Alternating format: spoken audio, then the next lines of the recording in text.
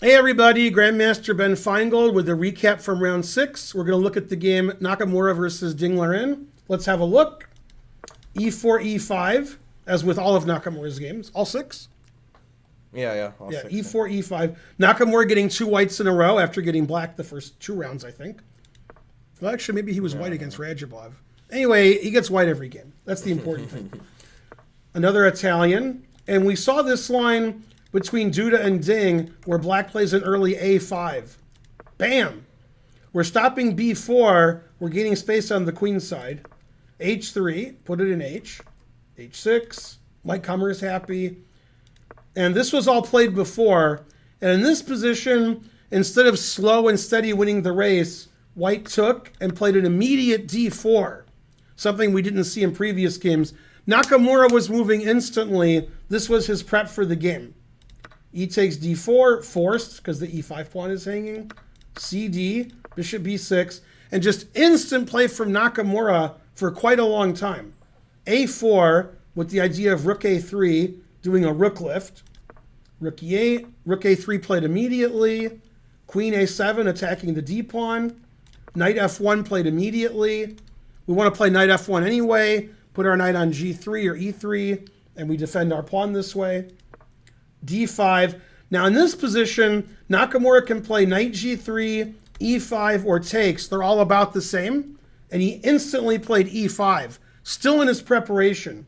And now in a surprise to most people, like me, when white plays knight F1, he's always looking to move his knight over to the king side or the center, but he went back to D2. By the way, it played instantaneously. The dogs can't believe it. The dogs are like, rah, rah, now knight back to D2. You just came from D2. That's what they're saying.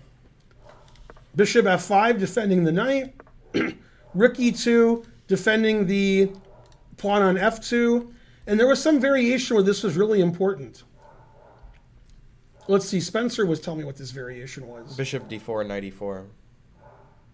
Oh, that's right. In this position, right. If you play bishop D4, quote unquote, winning a pawn, I play knight takes, and I'm defending this, and your bishop is hanging, and white's winning.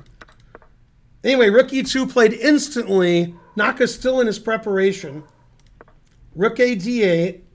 Naka instantly played knight to B3. C5. And again, we're still in Naka's preparation. Really deep prep. Bishop takes, knight takes, queen takes. And he quickly played knight D4. In this position, I would play bishop G6, which is bad because we're giving away all these queenside squares. The rook can go to C2, knight has B5, knight has C6, C7's attacked. Ding played the more accurate bishop D7, defending the queen side. Nakamura instantly played bishop F4 because he's still in his prep. Now that's good prep. We're on move 24. At queen E7's reasonable move, wants to play C5. Knight B5 was played relatively quickly by Nakamura. I think we're still in his prep. Bishop takes, pawn takes. And finally, after knight G5, Nakamura slowed down. And not only did he slow down, this was one of his longest thinks of the game. So knight G5, I guess we're out of his preparation. Knight G5 is an excellent move. He wants to play knight E6. Get his knight off of E4 so he can push his D-pawn, past D-pawn. And the knight on E6 is a really good blockading and defensive piece. Naka thought forever here and took the free pawn. Knight E6, bishop D2. Here comes the pawn. And even though white's up a pawn, it is doubled. Black has a great knight. Black has a passed pawn. I actually preferred black here. I think it's easier to play black.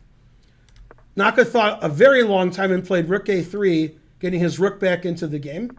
Queen C5, rook G3. He wants to take on H6. D3 attacking the rook. The rook retreats. The reason the rook goes backwards instead of forwards is when the bishop takes here and black plays D2, we want a rook on the back rank to stop that pawn from queening. Queen takes B5, queen H5. Black's winning on the queen side and center. White's winning on the king side.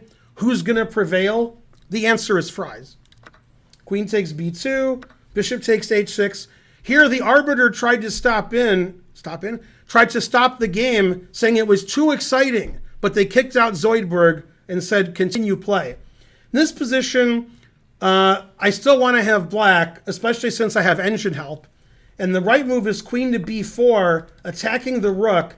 The rook has to stay on the first rank, otherwise d2, d1. Let's play rook to d1. That's the most logical. And now queen e4, and the engine very slightly prefers black because white's attack isn't going to win because black's queen is defending, the knight is defending.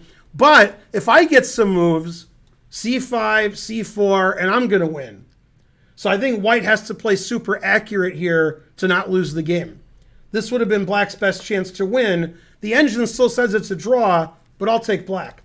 Instead, Ding played d2 immediately, rook to d1. Now we're going to round this pawn up.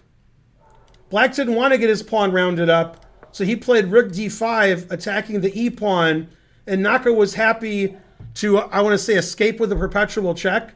This pawn's strong, this pawn's weak, this knight is a great defender, but now white has a perpetual by sacking on g7. Can actually sack either way, and we just have perpetual check. The only way for black to escape is to play king e7, king d7, but that actually loses material. And he tried it eventually, but since king d7 is a terrible move due to queen f7 check, forking 3 pieces, although the engine says after king c6 takes here, it's still a draw. Still equal. 6 passed pawns, what else?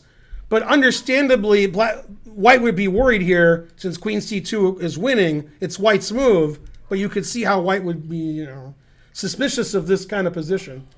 So instead of doing that, he played king f8, and they just repeated and drew.